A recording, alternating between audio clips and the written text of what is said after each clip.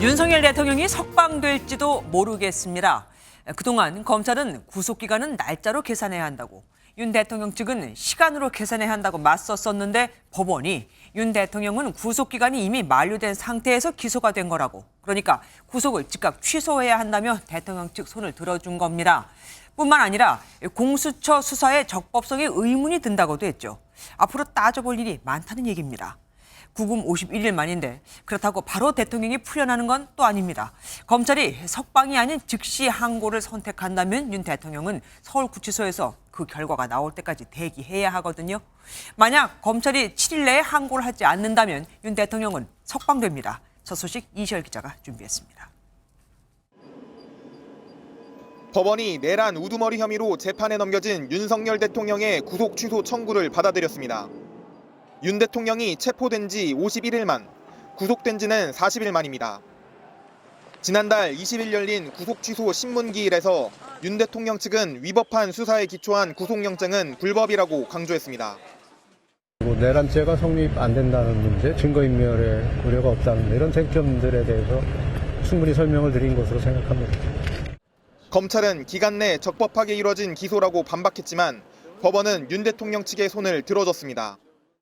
재판부는 윤 대통령이 구속기간이 만료된 상태에서 기소됐다고 봄이 상당하다고 판단했습니다. 설령 구속기간이 만료되지 않은 상태였다고 하더라도 공수처 수사 절차의 의문을 지적하며 구속 취소의 사유가 인정된다고 판단했습니다. 법원에서 구속 취소 판단이 내려지면서 윤 대통령은 불구속 상태로 남은 내란죄 형사재판에 참석할 수 있게 됐습니다. MBN 뉴스 이시열입니다. 그럼 법원이 윤석열 대통령에 대한 구속 취소 결론을 내린 이유를 하나씩 살펴보겠습니다. 법원은 먼저 검찰이 9시간 이상 구속기한을 넘겨서 기소했다고 판단했습니다. 또 공수처의 내란죄 수사권에 대해서도 의문을 표시했습니다. 나중에 재심 사유가 될 수 있다는 겁니다. 마지막으로 공수처와 검찰이 아무런 법률상 근거 없이 구속기간을 나누어서 사용했고 그 과정에서 피고인의 신병을 이전하면서 신병 인치 절차도 거치지 않았다고 했습니다. 이어서 박기영 기자가 보도합니다. 법원은 윤석열 대통령의 구속 취소를 결정하며 크게 두 가지 사유를 들었습니다. 첫 번째 이유는 검찰의 기소가 윤 대통령의 구속기간이 만료된 뒤에 이뤄졌다는 겁니다. 윤 대통령 측은 지난 신문에서 구속기간을 날이 아닌 실제 시간으로 계산하는 게 타당하다는 주장을 펼쳤습니다. 체포 적부심과 구속영장 실질심사에 걸린 정확한 시간을 고려해야 한다는 입장입니다. 법원은 이 주장을 받아들여 윤 대통령의 구속 만료 시간을 1월 26일 오전 9시 7분으로 바꿨고 따라서 이날 오후 6시 52분 이뤄진 검찰의 기소 시점이 구속기한을 9시간 45분 초과한 것이라고 판단했습니다. 검찰이 불법 구금 상태에서 기소를 했다는 윤 대통령 측의 주장을 법원이 받아들인 겁니다. 이어서 법원은 수사 과정의 적법성에 대한 의문도 지적했습니다. 앞서 윤 대통령 측은 공수처가 내란죄 수사권이 없고 직권남용죄의 수사 과정에서 내란죄를 인지했다고 볼 만한 증거가 없다고 주장했습니다. 또 공수처와 검찰이 근거 없이 구속기간을 협의해서 나눠 사용했고 그 과정에서 신병 인치 절차를 거치지 않은 점도 지적했습니다. 이에 대해 법원은 명확한 규정이 없고 대법원의 판단도 없기 때문에 의문의 여지를 해소하는 게 바람직하다며 이 또한 구속 취소의 사유가 된다고 봤습니다. 이어 법원은 이런 논란을 해결하지 않은 채 재판 절차를 진행하면 상급심 파기 사유, 시간이 흐른 뒤에 재심 사유가 될 수 있다고 강조했습니다. MBN 뉴스 박규원입니다. 윤석열 대통령 변호인단은 법치주의가 살아있다며 검찰은 즉각 윤 대통령을 석방해야 한다고 주장했습니다. 결국 화살은 다시 공수처로 향했죠. 이번 윤 대통령 석방 판결이 서울중앙지법에서 나온 만큼 공수처가 왜 그토록 윤 대통령 구속영장을 중앙지법을 피해 다시 서울 서부지법에 청구했는지 알 것 같다며 비꼬기도 했습니다. 이혁준 기자가 보도합니다. 윤석열 대통령 법률 대리인단은 지난달 21일 불법 구금 상태가 조속히 해소돼야 한다는 취지의 의견서를 법원에 냈습니다. 구속 취소 신문에서도 윤 대통령 측은 검찰이 구속기간 만료 후 기소했기 때문에 구속은 취소돼야 한다고 강조했습니다. 구속 사유는 소멸됐고 지금 현재 불법 구금 상태라는 것은 너무나 명백하기 때문에 헌법재판소의 탄핵 심판 결정 전 구속 취소 결정이 나오자 변호인단은 즉각 입장문을 냈습니다. 무너진 법치를 바로 세우겠습니다. 끝까지 국민과 함께하겠습니다를 제목으로 한 입장문에서 변호인단은 법원을 추켜 세웠습니다. 법치주의가 살아있음을 확인했다며 서울중앙지법은 법과 원칙이 무엇인지 선언했고 정의를 바로 세웠다고 밝혔습니다. 그러면서 공수처가 그토록 서울중앙지법을 피해 서울 서부지법으로 영장 쇼핑을 하러 간 이유가 비로소 확인됐다고 비꼬았습니다. 이번 사태가 탄핵 공작과 내란몰이라며 정치적인 싸움이란 속내도 내비쳤습니다. 변호인단은 국민이 뽑은 대통령을 마음대로 끌어내릴 수 없다며 검찰이 즉시 대통령의 석방을 지휘해야 한다고 강조했습니다. MBN 뉴스 이혁준입니다. 이제 바로 윤 대통령이 구치소에서 나올지 윤 대통령 거취 문제는 검찰의 손에 달렸습니다. 다시 한번 법원 판단을 구해보는 즉시 항고를 선택할지 아니면 재판부의 의견을 따를지 검찰이 선택을 해야 하거든요. 현장 취재 기자 연결해서 직접 들어보겠습니다. 최희지 기자, 검찰이 즉시 항고를 할 수 있는 거잖아요. 결정된 게 있습니까? 검찰에서는 아직까지도 별다른 입장을 내지 않으면서 매우 신중한 모습을 보이고 있습니다. 지금 상황에서 살펴보면 검찰에서는 남은 선택지가 두 가지로 보입니다. 재판부의 결정을 따르거나 즉시 항고로 할 수 있는데요. 재판부의 의견을 받아들인다면 구속 취소가 됨에 따라 석방을 해야 하고요. 즉시 항고를 하게 되면 그렇지 않습니다. 즉시 항고는 재판부의 결정에 대한 효력을 정지시키기 때문인데요. 이렇게 되면 윤 대통령은 구치소에 계속 구금돼야 하는 상황인 겁니다. 다만 즉시 항고에는 논쟁의 여지가 있습니다. 검찰에서 빠른 결정을 내리기 어려운 이유기도 해 보이는데요. 즉시 항고와 관련해 일부 내용이 위헌 판단이 나왔기 때문입니다. 윤 대통령 측에서도 이 사례를 들어 검찰의 즉시 항고가 옳지 않다는 주장을 펼치기도 했는데요. 검찰이 논쟁의 여지를 두고도 즉시 항고를 결정한다면 재판부가 다시 판결을 내릴 때까지 대통령의 석방은 미뤄질 것으로 보입니다. 예, 혹시 공수처도 법원의 구속 취소 결정이 내려진 이후에 내놓은 입장이 있습니까? 네, 공수처도 입장을 내놨었는데요. 공수처가 대통령에 대한 수사권을 검찰과 경찰에서 이첩받으면서 체포와 구속에 대한 영장을 집행했었습니다. 이 때문인지 결론이 나오고 얼마 지나지 않아 입장을 냈습니다. 관련해서 검찰의 즉시 항고 여부를 지켜볼 예정이라고 밝힌 건데요. 그러면서도 수사의 위법성을 확인하거나 피고인 측의 입장이 받아들여진 것은 아니라면서 수사의 적법성을 강조했습니다. 재판부는 공수처의 수사권에 대해선 섣불리 판단하기 어렵다며 완전한 결론을 내진 않았습니다. 지금까지 검찰 특별수사본부에서 전해드렸습니다. 지지자들은 크게 환영하는 분위기입니다. 윤 대통령이 있는 서울구치소와 한남동 관저에는 낮부터 지지자 수백 명이 몰렸다고 하는데요. 내일도 엄청난 집회가 예상되죠. 서울구치소에 나가 있는 취재기자 연결해 보겠습니다. 백기종 기자, 사람들이 많이 와 있습니다. 네, 저희 취재진 뒤로 손에 태극기와 성조기를 든 윤석열 대통령 지지자들의 모습을 보실 수 있을 겁니다. 법원의 석방 판단이 나온 뒤 지지자들 500여 명은 이곳에 모여 5시간째 대통령 석방, 탄핵 각하와 같은 구호를 외치고 있습니다. 윤 대통령이 오후 4시쯤 구치소를 나설 수 있을 거란 이야기가 한때 돌자 일제히 환호하기도 했는데요. 검찰이 즉시 항고 여부를 결정하지 않자 지지자들은 윤 대통령을 즉시 석방하라고 촉구하고 있습니다. 현재 서울 한남동 관저 앞에도 지지자들 수백 명이 모였는데요. 이들은 공수처의 수사를 싸잡아 비판하는 동시에 법원의 판단을 환영했습니다. 이번에 중앙지검에서 결국은 취소가 되잖아요. 그다음에 헌법재판소에서 각하가 돼야 된다고 생각합니다. 반면 윤 대통령 탄핵을 촉구해온 진보단체는 저녁 7시 반부터 서울 종로구 경복궁역 인근에서 긴급 석방 규탄 대회를 열고 헌재 앞으로 행진할 예정입니다. 탄핵 심판 선고를 앞두고 내일 서울 도심에선 10만 명 이상의 대규모 찬반 집회가 열립니다. 경찰은 가혹 인력을 최대한 동원해 만일의 사태에 대응할 방침입니다. 지금까지 서울구치소 앞에서 MBN 뉴스 백길종입니다. 비상계엄을 단행한 윤석열 대통령에 대한 수사는 첫 발을 뗀 지 엿새 만에 출국이 금지되는 등 속도를 내는 듯했습니다. 하지만 검찰과 경찰, 공수처 중 누가 주도권을 잡느냐로 논란이 일기도 했고 체포영장을 집행할 때는 물리적 충돌도 있었죠. 윤 대통령 수사 시작부터 내란 우두머리 혐의로 구속, 또 구속 취소되기까지 그동안의 일을 황재형 기자가 정리해봤습니다.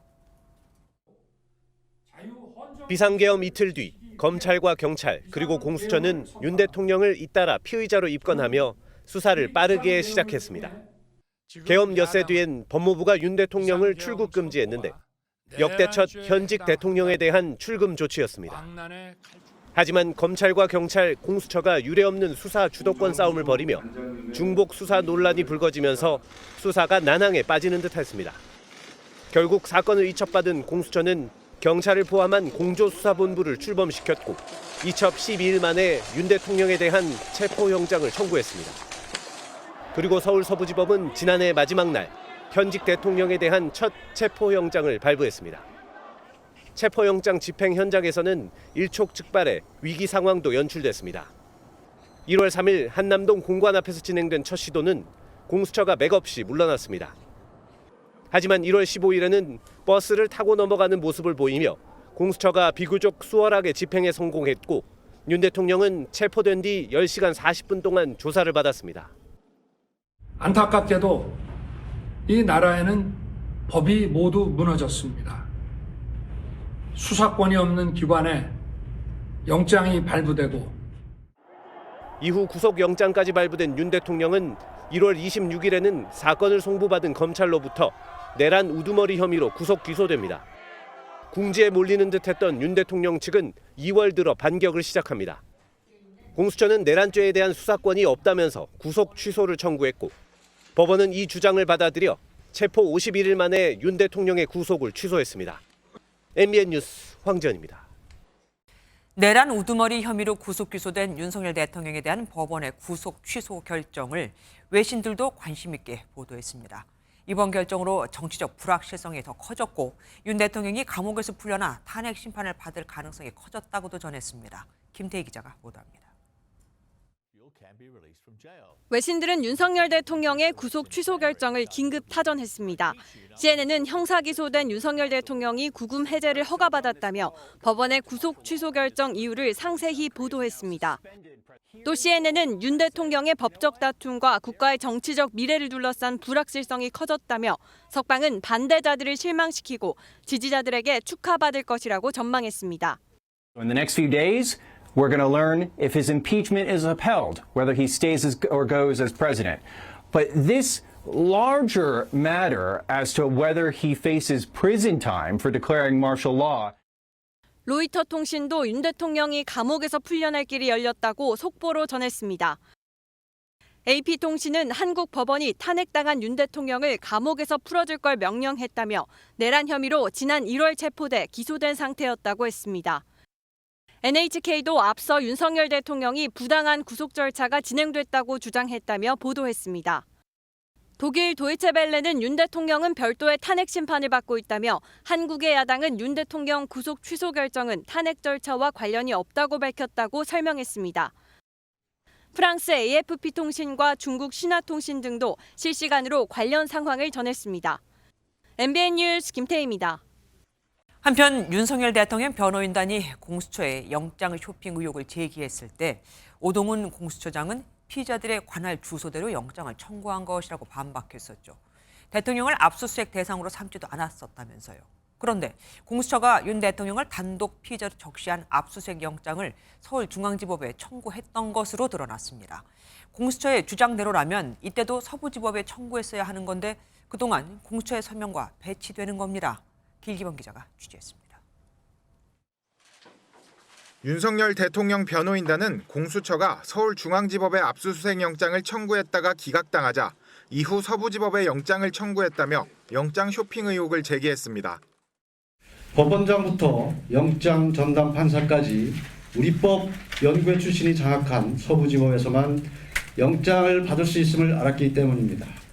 공수처는 중앙지법에 청구했던 건 피의자가 여러 명이었고 그중 이상민 행안부 장관의 거주지를 기준으로 했다고 반박했습니다. 또 윤 대통령에 대한 영장도 거주지를 따라 서부지법에 청구했다고 밝혔습니다.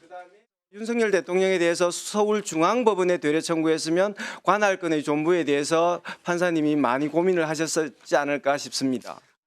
그런데 공수처가 윤 대통령을 단독 피의자로 적시한 영장을 서울중앙지법에 청구했던 사실이 드러났습니다. 지난해 12월 18일 공수처는 삼청동 안전가옥 CCTV 등을 수색하겠다며 영장을 청구했는데 공수처의 주장과 달리 서부지법이 아닌 중앙지법에 청구한 겁니다. 이에 대해 공수처는 윤 대통령이 대표 피의자로 명시됐을 뿐 공모범죄에 대한 영장이었다며 경찰이 신청한 영장이라 중앙지법에 청구한 것일 뿐이라고 해명했습니다. 검찰도 공수처의 거짓 답변에 대한 수사를 이어가고 있습니다. 앞서 공수처는 주진우 국민의힘 의원에게 윤 대통령 영장을 중앙지법에 청구한 적 없다는 답변서를 보냈는데 검찰은 해당 답변서를 보낸 직원을 특정해달라고 공수처에 요청했습니다. 공수처의 해명에서 미심쩍은 부분이 연일 드러나면서 공수처 존폐를 둘러싼 논란이 더욱 커질 전망입니다. MBN 뉴스 길기범입니다. 윤석열 대통령에 대한 구속 취소 결정 어떻게 봐야 하고 앞으로 탄핵 심판이나 형사 재판에는 또 어떤 영향을 미칠까요? 법조팀 현주 기자와 알아보겠습니다. 어서 오십시오. 법원이 구속 취소 사유 중에 하나로 구속 기간이 지나서 공소를 제기했다. 이거를 얘기했습니다. 이거 우리가 어떻게 해석해 봐야 되겠습니까? 네, 구속기간 계산을 두고 네. 법원이 윤석열 대통령 측에 손을 들어준 거다 이렇게 볼 수 있겠습니다. 네네. 윤 대통령은 체포되고 기소되는 과정에서 구속 전 피의자 신문과 체포 적부 심사를 받았는데 이 시간을 구속기간에서 얼마나 빼야 하는지를 두고 입장차가 있었습니다. 네. 윤 대통령 측에서는 시간 단위로 계산했을 때 이미 구속기간이 지났다, 불법 구금 상태에서 기소를 했다고 주장했고요. 반면 검찰은 정확한 계산법을 밝히진 않았지만 일 단위로 계산을 해서 구속기간이 지나지 않았다고 주장했습니다. 그런데 법원이 여기에 대해 정확하게 시간 단위로 계산을 해서 빼야 한다 이렇게 판단한 겁니다. 그런데 여기서 짚어볼 게 이렇게 계산하는 게 처음이라면서요. 네, 그렇습니다. 그 구속기간에서 구속적부심 등 심사 시간을 뺄 때 네. 보통 날짜로 계산을 해왔습니다. 그러니까요. 그런데 법원이 이 관례를 깨고 시간 단위로 계산해야 한다는 첫 사례를 내놓은 겁니다. 기술 발달로 정확한 시간 계산이 가능해졌다. 그리고 인권보호 측면에서 의심스러울 때는 피고인에 유리하게 법을 적용해야 한다. 이런 원칙을 법원이 적용한 겁니다. 법원에서 구속 취소 사유를 설명하면서 수사권 관련 내용도 짚었습니다. 그러면 공수처가 내란죄 수사권이 없다 이렇게 판단을 내렸다고 봐도 됩니까? 이게 명확하게 판단을 내린 건 아니고 일종의 가정적 판단, 소극적 판단을 내린 거라고 볼 수 있겠습니다. 네네. 앞서 윤 대통령 측에서 공수처법상 수사 범위에 내란죄가 포함되지 않기 때문에 위법한 수사다 이렇게 주장을 했었죠. 법원이 이 주장을 맞다고 직접 얘기한 건 아니지만 이런 상황에서 어떻게 해야 할지 판단할 법적인 근거도 없고 대법원 판례도 없다고 설명했습니다. 네네. 수사 과정에서의 이런 논란을 남겨둔 채 기소를 했으니 이게 나중에 재판 과정에서 또 문제가 될 수 있다. 그러니까 구속은 일단 취소하자는 겁니다. 따져보면 공수처의 잘못으로 결국 구속 취소까지 오게 된 게 아니냐 이런 말이 나올 수밖에 없습니다. 네, 그렇습니다. 여러 가지 요인이 있긴 하겠지만 구속 취소의 결정적인 원인을 제공한 건 공수처다. 이런 지적을 피하기는 어려워 그러니까요. 보입니다. 공수처 수사 과정에서 절차적 논란이 됐던 부분이 결국 구속 취소 사유로 적시가 된 거죠. 처음 윤 대통령 수사가 여러 수사기관에서 이뤄졌는데 공수처가 이 사건을 달라고 요청하면서 혼자 수사를 했습니다. 네. 공수처가 윤 대통령을 체포하고 조사한 뒤 사건을 검찰에 넘기는 과정에서 논란이 될 소지를 계속해서 남겨두면서 결국 이게 구속 취소라는 결과까지 오게 된 모양새입니다. 또 하나 짚어볼 부분이 구속 취소를 결정한 재판부가 서울중앙지법, 그중에서도 형사비 25부라는 겁니다. 다른 내란 사건도 같이 담당하고 있는 곳이죠. 네, 그렇습니다. 그래서 구속 취소 결정이 이 재판 결과를 미리 보여주는 것 아니냐 이런 해석이 나올 수도 있는데요. 네. 하지만 구속 취소 결정은 구속 여부가 적절한지에 대해서만 판단하는 거고 윤 대통령의 행위가 죄가 되는지 안 되는지는 재판 과정에서 판단할 사안입니다. 네. 구속 취소 여부와 유무죄 여부에 대한 판단은 분명하게 구분이 된다고 봐야겠죠. 그러면 구속 취소가 윤 대통령의 탄핵 심판에는 영향을 미칠까요? 네, 직접적인 영향은 없을 것 같습니다. 탄핵 심판은 비상계엄 선포 과정에서 윤 대통령의 행위가 이 헌법과 법률을 위반했느냐, 이게 그리고 탄핵될 정도로 중대하냐 두 가지만 판단을 하죠. 한 헌법학자는 형사재판 절차에서 구속이 잘못됐다는 판단이 나왔다고 해서 탄핵 심판 절차에서도 잘못됐다고 판단할 수는 없다. 이렇게 설명을 했습니다. 이것은 별개다 이거군요. 지금까지 현지호 기자와 함께했습니다. 고맙습니다. 국민의힘은 사필 규정이라며 윤석열 대통령 구속 취소 결정을 환영했습니다. 무리한 수사를 진행한 공수처가 책임져야 한다며 헌법재판소를 향해서도 공정한 재판을 당부했죠. 만약에 있을 조기 대선을 준비하던 여권 잠룡들의 반응은 어땠을까요? 김도영 기자가 들어보았습니다. 국민의힘은 윤석열 대통령의 구속 취소 결정 직후 곧바로 긴급 기자회견을 열었습니다. 대한민국의 법치와 사법 정의가 살아있음을 확인했다며 정말 환영하고 다행스럽게 생각한다고 입장을 내놓았습니다. 이번 결정이 대한민국 헌정 질서가 바로잡히는 계기가 되길 바라며 우리 사회가 더 이상 법적 논란으로 분열되지 않고 국민 통합의 길로 나아가기를 기대합니다. 공수처를 향한 책임론도 꺼내들었습니다. 법원이 공수처가 내란죄까지 확대한 건 잘못됐다고 판단했다며 공수처장을 비롯해서 관계자들은 책임져야 한다고 비판했습니다. 헌법재판소를 향한 당부의 말도 꺼냈습니다. 이러한 법원의 입장이 이번 탄핵 심판 과정에서도 10분 반영될 것이다 이렇게 예상하고 있습니다. 만약에 있을 조기 대선을 준비하던 여권 잠룡들도 일제히 환영의 뜻을 밝혔습니다. 홍준표 대구시장은 법원의 결정에 대해 격하게 감사한다고 밝혔고 오세훈 서울시장도 바람직하고 옳은 일이라고 평가했습니다. 유승민 전 의원과 안철수 의원 역시 법원 판결을 존중한다면서 수사기관의 절차적 문제가 있었다고 지적했습니다. 국민의힘 지도부는 윤석열 대통령이 풀려나는 대로 빠른 시간 안에 직접 만나볼 계획이라고 밝혔습니다. MBN 뉴스 김도형입니다. 법원 결정을 예상하지 못했던 더불어민주당도 분주하게 대응했습니다. 법원을 향한 강한 유감과 함께 무죄 석방이 아니라는 점을 분명히 하고 헌법재판소의 대통령 탄핵 심판과는 무관하다고 강조했죠.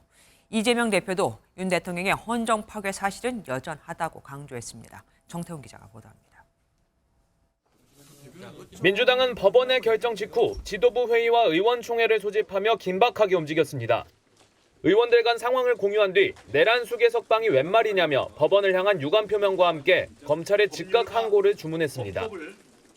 내란 수계 윤석열에 대한 구속 취소 청구를 받아들인 것에 유감을 표합니다. 검찰은 즉시 항고를 함으로써 국민적 상식에 부합하는 또 이번 결정이 무죄 석방이 아니라는 점을 지속 강조하면서 헌법재판소의 탄핵 결정에는 영향이 없을 거라는 확신도 내비쳤습니다. 구속기간 계산에 관한 어떤 그 절차적 문제를 가지고 따졌던 문제인 것이지 내란 범죄가 성립하느냐 안 하느냐 이 부분에 대한 실체적 판단을 했던 것은 아니기 때문에 이재명 대표 역시 검찰의 산수 잘못 말고는 탄핵 심판에 문제가 있는 결정은 아니라고 강조했습니다.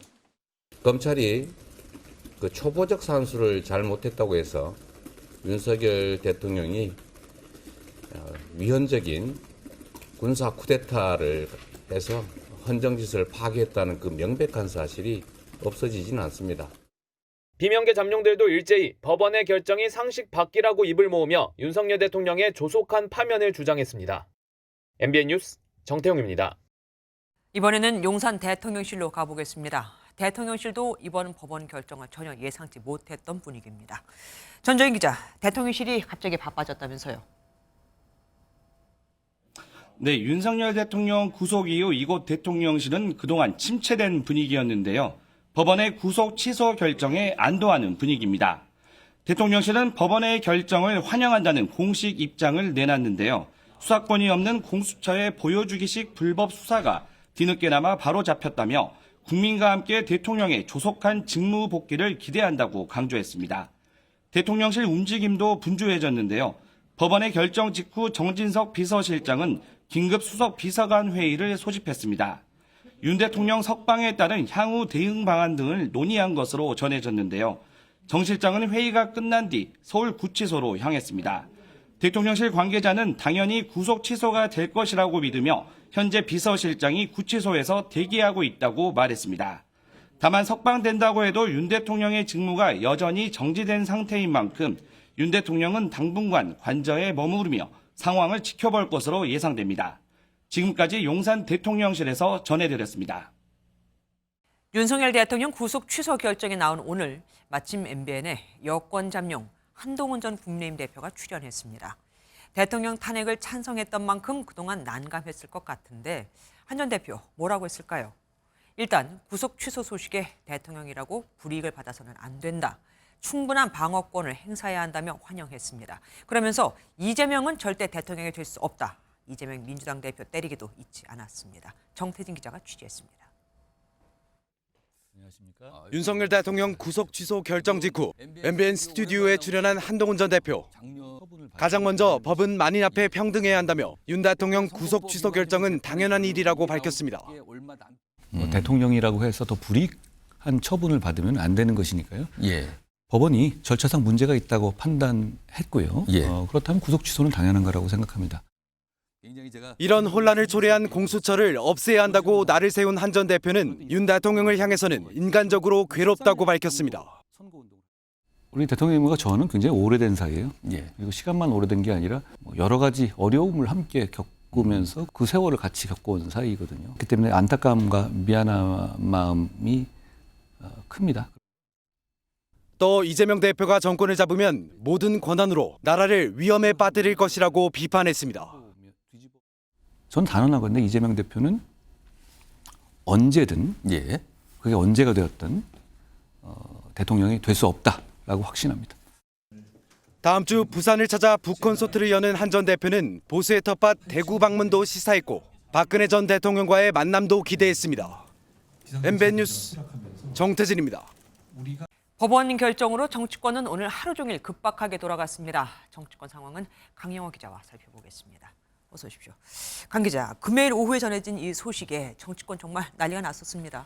네, 정치권에서도 특히 야당의 분위기가 상당히 급박하게 돌아갔는데요.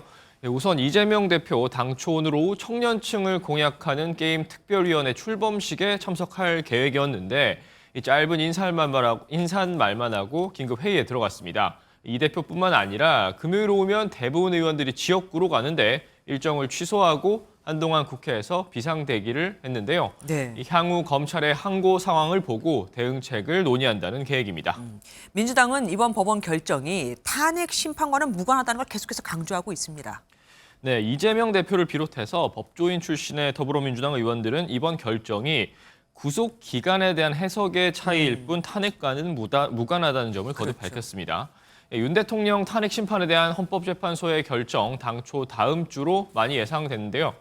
사실 내란 종식을 내걸고 있는 민주당 입장에선 가장 중요한 건 정권 교체라고 할 수 있겠죠. 자칫 법원의 이번 결정이 윤 대통령 탄핵 사유에 대한 공격으로 이어지는 것을 방지하기 위한 목적으로 보입니다. 또 하나 눈에 띄는 게 법원에 대한 공격이 좀 많아졌다는 겁니다. 네, 민주당 그간 이 사법부에 대해선 비판은 자제하는 분위기였습니다. 그렇죠. 네, 이재명 대표 재판이 진행되고 있는 만큼 법원을 직접 겨냥한 공세는 삼가왔는데요. 오늘은 판결 자체는 존중한다면서도 불만을 숨기지 않았습니다.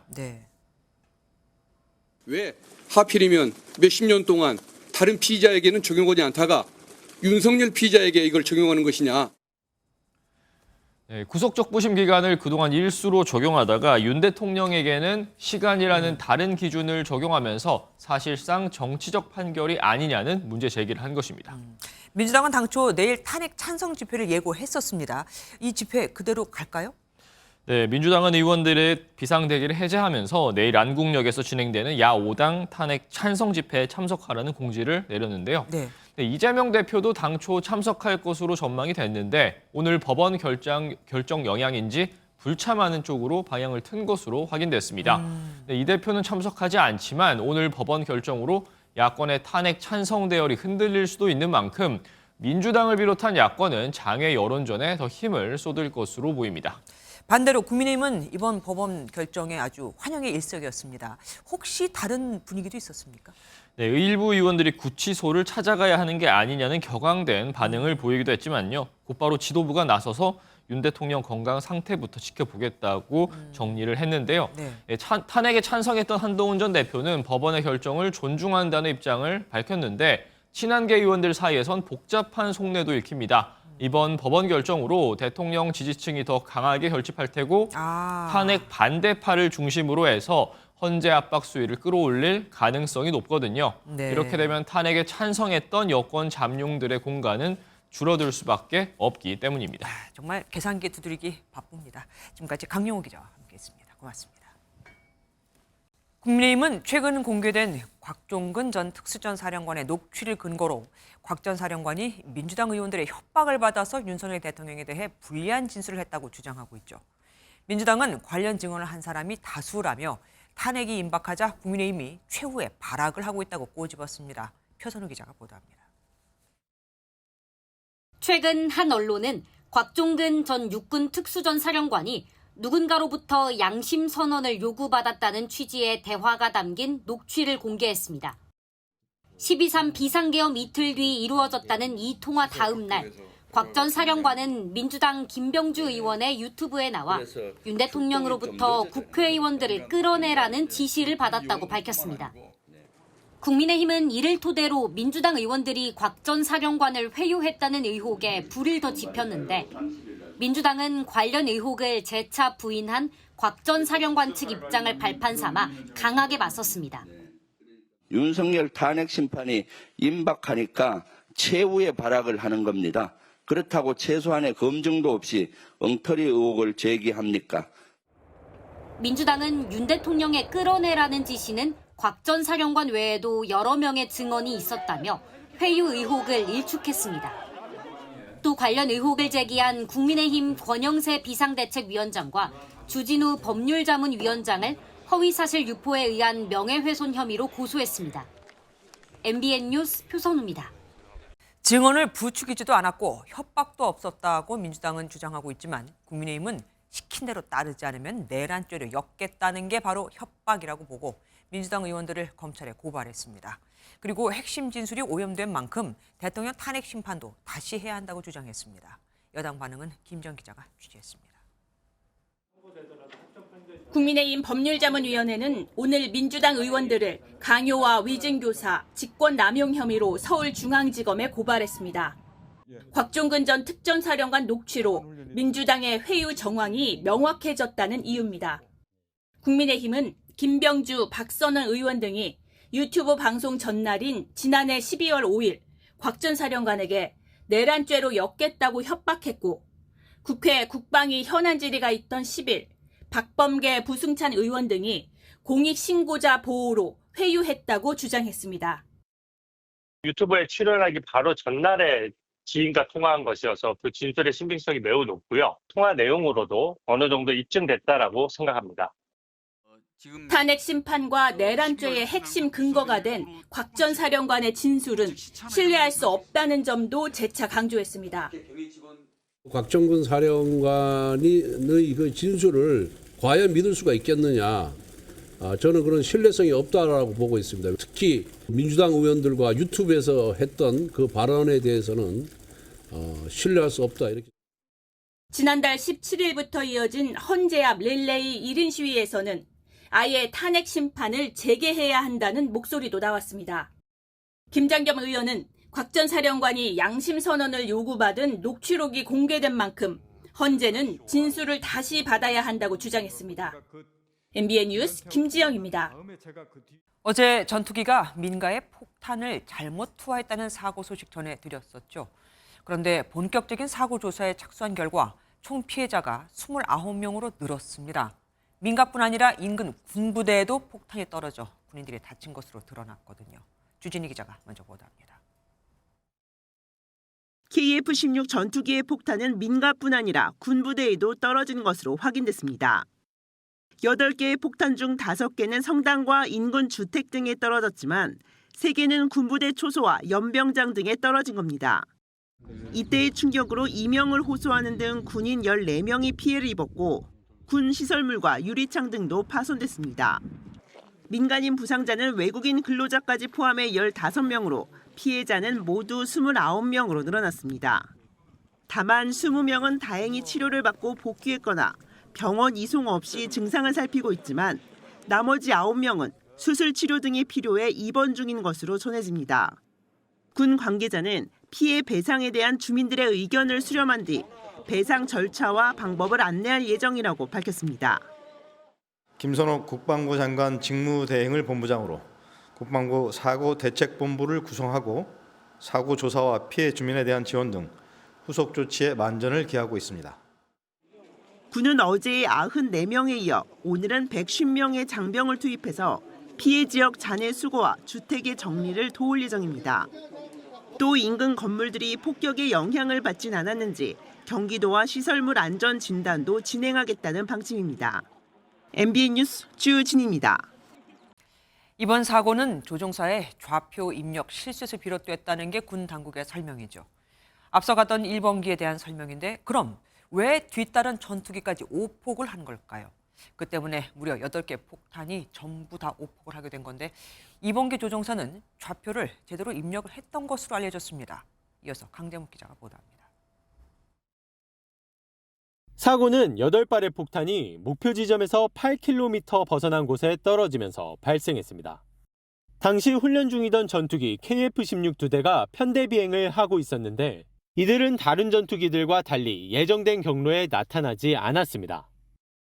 애초부터 잘못된 좌표를 향한 비행이 이뤄진 건데 1번기 조종사가 폭탄 4발을 비정상 투하하자 2번기 역시 동시에 4발의 폭탄을 투하했습니다. 군은 이번 훈련이 1번기 신호에 맞춰 동시에 폭탄을 투하하는 훈련이었던 만큼 2번기 역시 나란히 오폭을 했을 것이라고 설명했습니다. 2번기 조종사의 경우 좌표를 제대로 입력하고 있었던 만큼 대처가 적절했는지에 대해서도 군 당국의 조사가 진행 중입니다.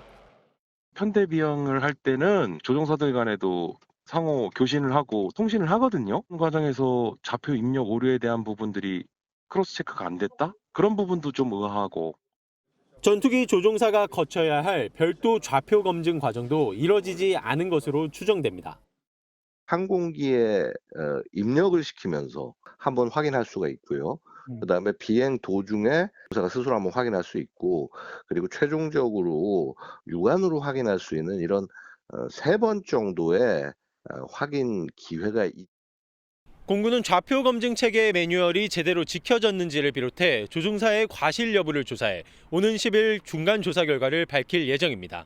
MBN 뉴스 강재묵입니다. 폭탄이 떨어진 마을은 말 그대로 아수라장이었습니다. 주민들은 어젯밤을 뜬 눈으로 지새웠죠. 동네 가게도 철물점도 다 망가지면서 사실상 동네 기능이 마비됐으니 할 수 있는 게 없었거든요. 50년 넘게 살았는데 이 마을을 떠나야 하는 거냐며 무서움에 눈물이 난다는 할머니도 계셨습니다. 박은지 기자가 현장을 둘러봤습니다. 갈라진 천장 아래로 형광등이 위태롭게 매달려 있고 부러진 나무 판자 사이로 뾰족한 못이 튀어나왔습니다. 순식간에 집이 두 쪽 난 주민들은 보금자리를 잃었습니다. 길가에 다 있으지 한 6시까지 잠은 정해져갖고 저 이동 가서 자고 아침에 온 거지. 파손이덜에 집에서 하룻밤을 보낸 주민들도 공포에 뜬 눈으로 밤을 지새웠습니다. 나 자꾸 무서워가지고. 우리 집 유리창 다 깨지고 유리 그 창틀이 삐뚤어졌어요. 진짜 한 잠도 못 잤어요. 폭탄이 떨어진 현장을 하루 만에 다시 찾아갔습니다. 처참하게 부서진 민가와 성당이 마치 큰 전투를 치르고 난 전장처럼 보입니다. 사고 현장 한가운데 와 있습니다. 제 뒤로 보시는 곳은 폭탄이 떨어져 패인 구덩이인데요. 폭탄의 위력을 실감나게 합니다. 마을 회관으로 모인 주민들은 서로 위로하며 지친 마음을 달랩니다. 현재 이제 58가구가 이주민인데 이분들이 국방부에서 행정 절차에 의해서 보상을 받고 또 집에 귀가하기는 상당히 장기간이 소요될 것이라고 저는. 복구 작업은 시작됐지만 삶의 터전을 잃어버린 주민들은 언제쯤 다시 일상으로 돌아갈 수 있을지 막막하고 두렵기만 합니다. MBN 뉴스 박은치입니다. 청과물 가게를 운영하던 40대가 경쟁 업체 사장을 살해한 혐의로 수사를 받고 있습니다. 헬멧을 쓰고 범행한 뒤 오토바이와 승용차를 번갈아 타고 도주하는 치밀함을 보였지만 범행 3시간 만에 결국 덜미를 잡혔습니다. 장동건 기자가 단독 보도합니다. 깊은 밤 흰색 헬멧을 쓴 남성이 아파트 단지에서 나오던 남성을 기다렸다는 듯 빠르게 뒤따라갑니다. 잠시 뒤 흉기로 앞서가던 남성을 공격한 뒤 길을 건너 범행 현장을 벗어납니다. 오늘 새벽 3시 반쯤 경기도 수원의 한 아파트 앞에서 40대 남성 A씨가 60대 남성 B씨에게 흉기를 휘둘렀습니다. 피해 남성은 심폐소생술을 받으며 병원으로 옮겨졌지만 끝내 숨졌습니다. 경찰 조사 결과 가까운 거리에서 각각 청과물 가게를 운영하던 두 사람은 경쟁 관계에 놓여 갈등을 빚은 것으로 전해졌습니다. 늦게 들어온 사람이 이제 그 옆에다 근처에다 차렸는데 자기는 안 되고 옆에가 기존에 있던 데가 되니까 원한이 좀 쌓였었나 봐요. A씨의 범행은 치밀했습니다. MBN 취재 결과 A씨는 추적을 피하려 오토바이와 승용차를 번갈아 타며 5km 떨어진 자신의 주거지 근처로 도주했는데 범행 3시간 만에 결국 경찰에 긴급 체포됐습니다. 경기 수원 중부경찰서는 A씨에 대한 구속영장을 신청하는 한편 자세한 범행 동기를 조사할 방침입니다. MBN 뉴스 장동건입니다. 자기가 근무하는 초등학교에서 김하늘 양을 살해한 40대 여교사에 대해 경찰이 사건 발생 25일 만에 첫 대면 조사에 들어갔습니다. 경찰 조사에서 이 여교사는 담담하게 답변하며 범행을 시인했다고 합니다. 김영현 기자가 보도합니다. 경찰들 사이로 휠체어를 탄 여성이 모습을 드러냅니다. 고 김하늘 양을 무참히 살해한 40대 가해 여교사입니다. 경찰 조사를 받고 유치장이 있는 다른 경찰서로 이동하는 모습입니다. 범행 이후 자해를 시도한 여교사는 정맥 봉합 수술을 받고 병원 치료를 받아왔습니다. 경찰은 수술 뒤 대면 조사를 하려 했지만 혈압 상승의 이유로 안정이 필요하다는 의료진 소견에 따라 수사를 중단했습니다. 하지만 산소호흡기를 제거할 정도로 상태가 호전되면서 경찰은 의료진과 협의를 거쳐 교사의 신병을 확보할 수 있게 됐습니다. 사건 발생 25일 만에 체포영장이 집행되고 첫 대면 조사에 들어갈 수 있게 된 겁니다. 경찰은 이미 압수수색과 참고인 조사까지 마친 상태여서 본인에게 사실 확인만 남겨놓은 상태였습니다. 교사는 대면 조사에서 담담하게 답변을 하며 범행을 시인한 것으로 알려졌습니다. 여교사의 신상공개위원회 개최 여부도 곧 결정될 전망입니다. 경찰은 조사를 마무리하는 대로 이르면 오늘 밤 가해 여교사에 대한 구속영장을 신청할 계획입니다. MBN 뉴스 김영현입니다. NJG란 이름으로 독자적인 활동을 시작한 뉴진스가 검은 옷을 맞춰 입고 법정에 나왔습니다. 법정에서 소속사 어도어와 모회사 하이브가 자신들을 노예처럼 묶어두고 고사시키려 한다고 주장했는데 어도어는 뉴진스에게 투자한 돈이 210억 원이나 된다며 사실 무근이라고 반박했습니다. 심가현 기자가 보도합니다. 검은 정장 차림의 뉴진스 멤버 5명이 여유로운 표정으로 법정을 빠져나옵니다. 당사자 출석 의무가 없는 신문기일임에도 멤버 전원이 출석해 그간 겪어온 일을 밝혔습니다. 아무래도 저희에 관련된 일이니까 저희가 직접 출석하는 게 맞지 않나 생각해서 직접 출석하게 되었습니다. 이날 재판에서 뉴진스 측은 어도어가 모회사인 하이브의 지속적인 괴롭힘과 차별을 방치하고 아티스트를 보호하지 못해 계약 해지 사유에 해당한다고 주장했습니다.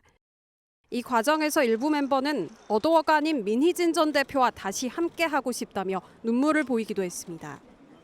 하지만 어도어 측은 총 210억 원을 투자하며 뉴진스를 전폭적으로 지원해왔다며 멤버 괴롭힘, 타레이블 아티스트의 안무 표절 논란 등도 전부 근거 없는 억측이라고 반박했습니다. 재판부는 오는 14일까지 양측의 추가 증거와 자료를 받아 활동금지 가처분 인용 여부를 결정하겠다고 밝혔습니다. MBN 뉴스 심가현입니다. 중국의 외교 사령탑인 왕이 외교부장이 관세 폭탄을 쏟아내고 있는 미국에 쓴소리를 내뱉었습니다. 펜타닐 마약 문제는 미국이 해결해야 할 문제인데 왜 중국 탓을 하냐? 이유 없이 관세를 높이는 건 책임 있는 대국의 행동이 아니라고요. 그러면서 미국의 동맹국에는 손을 내밀었습니다. 트럼프의 일방주의를 틈타 중국의 다자주의 외교가 시작된 겁니다. 베이징에서 김한준 특파원이 보도합니다. 중국 최대 정치 행사인 양회 나흘째, 외교수장인 왕이 외교부장의 기자회견이 열렸습니다. 왕이 부장은 생중계로 열린 기자회견에서 작심한 듯 미국에 대한 비판을 쏟아냈습니다. 좀비 마약 펜타닐을 명분으로 삼아 대중국 관세를 인상한 것을 두고 은혜를 원수로 갚는다며 책임 있는 대국의 행동이 아니라고 평가했습니다. 中方本着人道主义精神，为美国提供了各种帮助，美国不应以怨报德。 미국이 계속 압박을 가한다면 단호하게 대처하겠다는 기존의 입장도 분명히 했습니다. 양회 개최 직전 유럽 지도자들을 잇따라 만나며 우군 확보에 나섰던 왕 부장은 기자회견에서도 트럼프 대통령과 틈이 벌어진 미국 동맹국들에 대한 유화 메시지를 꺼냈습니다. 미국의 일방주의에 맞서는 중국의 다자주의를 강조하며 세계의 수호자는 미국이 아닌 중국임을 자처한 겁니다. 我们将以中国的确定性稳住不确定的世界。 다만 1시간 반 동안 진행된 기자회견에서 왕 부장은 한국 매체의 질문을 받지 않았고 한중 관계에 대해서도 언급하지 않았습니다. 베이징에서 MBN 뉴스 김한준입니다. 이 와중에 트럼프 대통령은 또 동맹국들에게 방위비 압박 메시지를 보냈습니다. 나토 회원국들한텐 방위비를 충분히 부담하지 않으면 방어해주지 않겠다고. 또 일본한테는 안보 조약이 불공정하다고 한 겁니다. 조만간 우리나라를 향해서도 청구서를 내밀 태세입니다. 워싱턴에서 강영구 특파원입니다. 트럼프 대통령이 북대서양 조약기구 나토 회원국을 향해 방위비 압박 수위를 높였습니다. 나토가 방위비를 부담하지 않으면 미국도 방어하지 않을 것이라고 경고했습니다. We're not going to protect you. And when I said that, as soon as I said that, it was amazing how the money came in. The money came in and now they have money. But even now it's not enough. It's really not enough. They should be paying more. 나토 회원국들을 향해 GDP의 5% 수준으로 방위비를 늘리라는 것입니다. 또 트럼프 대통령은 일본을 콕 집어 일본과의 안보 조약이 불공정하다며 방위비 증액을 우회적으로 촉구했습니다. But we have an interesting deal with Japan that we have to protect them, but they don't have to protect us. You know that? That's the way the deal reads. We have to protect Japan. And by the way, they make a fortune with us economically. 이번에는 우리나라를 언급하지 않았지만 안보 조약을 맺은 동맹국들에게 잇따라 으름장을 놓고 있어 향후 방위비 분담금 압박이 예상되는 대목입니다. 이런 가운데 신원식 대통령실 국가안보실장이 마이크 왈츠 백악관 국가안보 보좌관과 첫 대면 회동을 갖고 대북정책 공조 방안 등을 논의했습니다. 양측은 완전한 북한 비핵화에 대한 의지를 재확인했습니다. 그리고 대북정책 수립 이행에 있어서 반드시 사전에 긴밀히 공조해 나가자고 하였습니다. 미국 우선주의만을 강조하는 트럼프 정부의 행보는 패권 국가로서의 책임감을 찾아보기 어렵다는 비판입니다. 워싱턴에서 MBN 뉴스 강영구입니다. 정부가 내년도 의대 신입생 수를 의대 증원을 추진하기 전과 같은 3,058명으로 동결하기로 했습니다. 의정 갈등이 불거진 지 1년 만에 입장을 바꾼 거죠. 정부의 오락가락 행보에 환자 단체는 물론 떠난 의사들까지 냉소적인 반응을 보이고 있습니다. 한술 더 떠 의대생들은 정부 제안도 따르지 않겠다고 합니다. 정부, 그동안 뭘 한 거죠? 한범수 기자입니다. 교육부가 휴학한 의대생들이 이달 안으로 모두 돌아오면 내년도 의대 신입생을 3,058명으로 동결하겠다고 밝혔습니다. 3,058명은 의대 증원 이전에 뽑힌 지난해 신입생 수와 같은데 1년여 만에 결국 의료계 주장을 받아들인 겁니다. 휴학 중인 2, 4학번을 위한 유인책도 나왔습니다.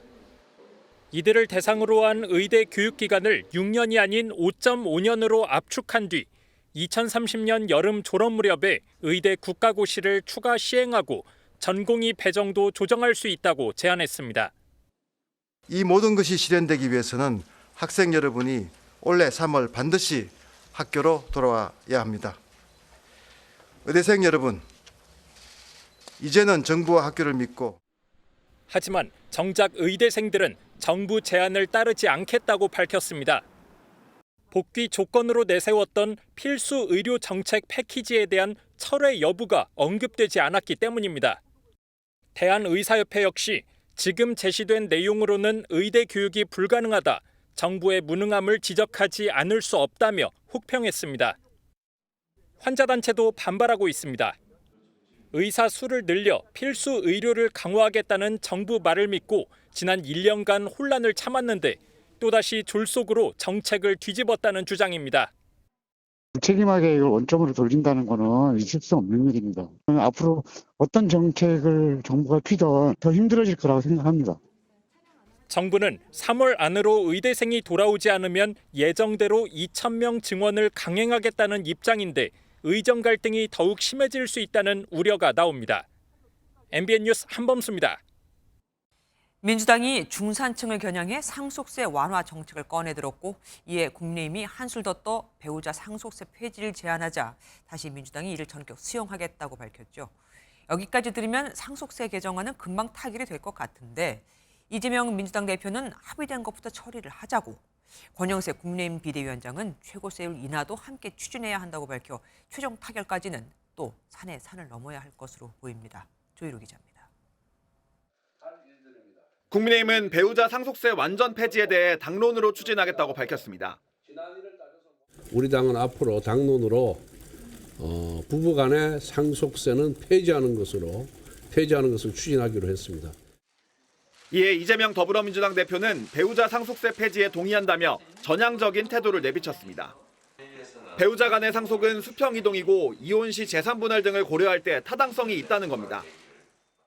배우자 상속세 면제 폐지, 요거를 우리도 동의할 테니까 이번에 처리하면 좋겠습니다. 그러면서 이 대표는 다른 조건을 붙이는 등 발목 잡기는 하지 말고 합의된 것부터 먼저 처리하자고 제안했습니다. 이에 대해 권영세 국민의힘 비상대책위원장은 SNS에 이 대표의 전향적인 태도를 환영한다는 입장을 내놨습니다. 하지만 더 중요한 건 국민 경제에 큰 걸림돌이 되는 기업 승계 문제를 완화하는 것이라며 상속세율 인하 문제를 포기할 수 없다는 입장을 재차 강조했습니다. 결국 배우자 상속세 폐지 이외에 최고세율과 유산세 부분에선 여야가 대립하고 있어 실제 상속세 개편으로 이어질지는 의문이라는 관측도 나옵니다. MBN 뉴스 조희로입니다. 이대로라면 배우자 상속세는 폐지되는 방향으로 가겠죠. 그럼 여야가 추진하는 개정안을 적용하면 상속세가 얼마나 줄어들게 될까요? 18억 원 아파트 한 채를 상속 기준으로 세금이 어떻게 달라지는지 이혁근 기자가 비교해봤습니다. 시가 18억 원 아파트를 배우자와 두 자녀에게 법정 상속분대로 상속하는 경우 상속세를 따져보겠습니다. 먼저 현행 상속세를 따르면 내야 할 세금의 합은 1억 원에 가깝습니다. 여야 안은 모두 배우자 상속세 폐지에는 동의해 현행보다 줄어들지만 자녀들이 낼 세금은 차이가 납니다. 여당 안을 따르면 두 자녀는 각각 물려받는 재산 5억 1,400만 원 중 5억 원을 공제받고 1,400만 원에 대한 세금을 내야 합니다. 둘이 내야 할 상속세의 합은 280만 원인 셈입니다. 반면 민주당 안은 공제액을 18억 원까지 올리는 구조라 두 자녀 모두 상속세를 내지 않습니다. 다만 35억으로 아파트값이 높아지면 여당 안은 두 명의 자녀가 각각 9천만 원을 내면 되지만 야당 안에선 3억 원 정도로 늘어납니다. 정부도 이르면 다음 주 유산세가 아니라 실제 상속받는 만큼만 세금을 내는 유산 취득세로 전환하는 구체적인 안을 공개할 방침입니다. 그러면 18억 원 아파트는 배우자와 자녀 합쳐 9,900만 원인 세금이 자녀 1인당 140만 원으로 대폭 줄어듭니다. 정부는 상속세 공제를 합리화하고 납세자가 승계한 자산에 대해서만 세금을 부담하는 유산 취득세로의 개편 방안을 3월 중 발표하고 여야의 상속세 개편안과 정부의 유산 취득세 전환안까지 속속 공개되면서 26년간 유지돼온 상속세 대개편 작업이 본격화할 전망입니다. MBN 뉴스 이혁근입니다. 대표적인 서민 음식 바로 돼지고기죠. 그런데 돼지는 전염병이 많고 백신으로도 막기 어려워 일정하게 생산량을 유지하는 게 사실 굉장히 어렵습니다. 돼지 면역력을 높여 전염병을 이겨내는 게 최고의 방법이겠죠. 어떻게 가능할까요? 사료에 그 비밀이 있습니다. 고정수 기자가 취재했습니다. 경기 연천군의 한 돼지 농장입니다. 외부인이 출입하려면 세면 후 방역복을 입고 소독을 거쳐 구부러진 우회로로 가야 합니다. 정부와 학계는 이 같은 대지 바이러스성 질병의 완벽한 예방과 특별한 치료법은 현재 없다고 보고 있습니다. 이 때문에 농장의 외부 차단 방역에 주력하는 게 현실입니다.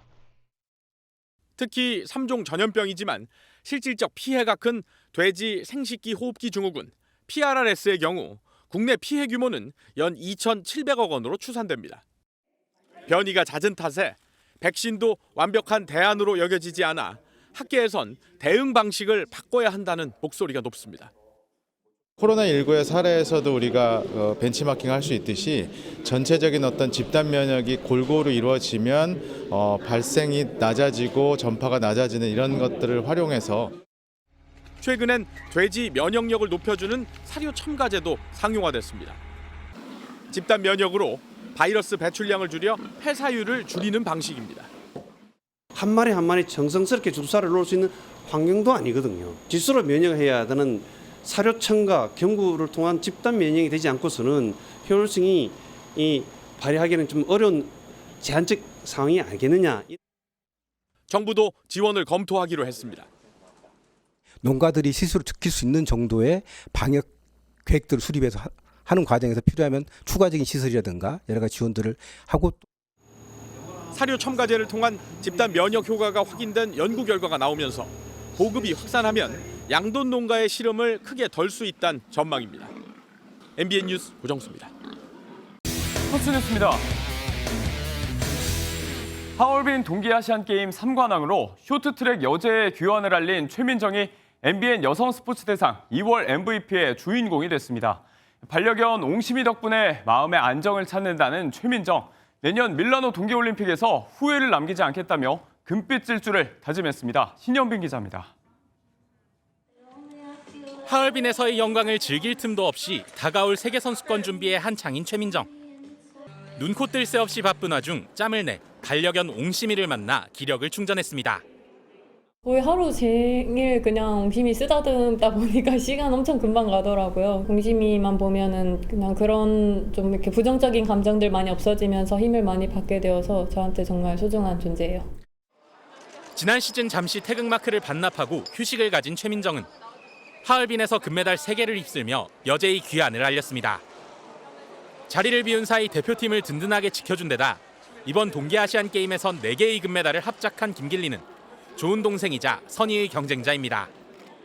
후배로서 김길리 선수는 되게 귀여워요. 이렇게 애교도 많고 그리고 성격도 워낙 이렇게 털털해가지고 제가 부족한 부분들을 또 이렇게 많이 갖추고 있는 선수여서 제가 그런 모습 보면서 많이 배우려고 하고 있고요.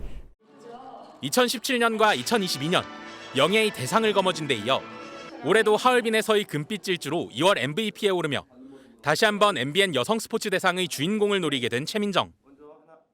올림픽 금메달 3개, 세계선수권 금메달 16개까지 이미 선수로서 이룰 건 모두 이룬 전설이지만 밀라노에서도 후회 없는 역주를 펼치기 위해 스케이트와 끈을 조입니다. 정말 후회 없는 경기를 하고 싶어요. 제가 준비했던 모든 것들을 다 쏟아붓는 그런 경기를 하고 싶습니다. MBN 뉴스 신영빈입니다. 하루하루 봄 기운이 짙어지고 있습니다. 포근한 날씨 속에 부산에서는 홍매화가 화사하게 꽃피웠습니다. 주말인 내일도 낮 동안에는 대체로 10도 안팎까지 올라서 온화하겠는데요. 다만 아침 기온은 내륙 지역은 0도 안팎으로 출발하는 만큼 일교차가 큰 폭으로 벌어지겠습니다.